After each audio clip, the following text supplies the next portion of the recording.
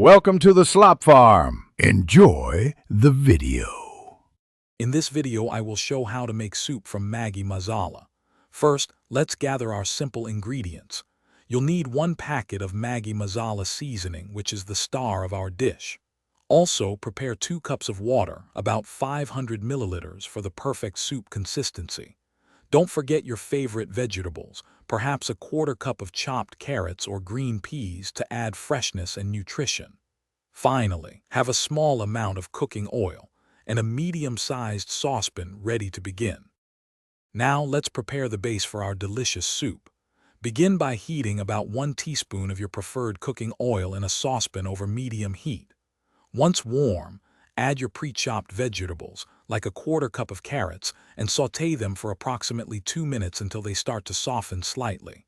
Next, carefully pour in 2 cups of water, which is about 500 milliliters, and bring it to a gentle boil. While it heats, open your Maggi Masala packet and have the seasoning ready. It's time to infuse our soup with that signature Maggi flavor. Once the water is boiling, carefully stir in the entire contents of your Maggi Masala seasoning packet.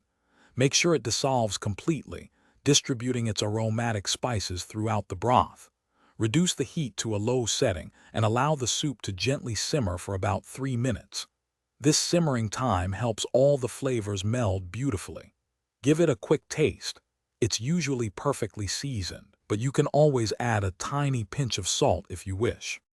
Your warm and comforting Maggi Masala soup is now ready to enjoy. Carefully ladle the steaming soup into your favorite serving bowls. For an extra touch, you can garnish it with a sprinkle of fresh, chopped coriander leaves or a dash of freshly ground black pepper. Serve this delightful soup immediately as a quick appetizer or a light, satisfying meal. For a little extra zing, a small squeeze of fresh lime juice can elevate the flavors even further. Enjoy your homemade creation.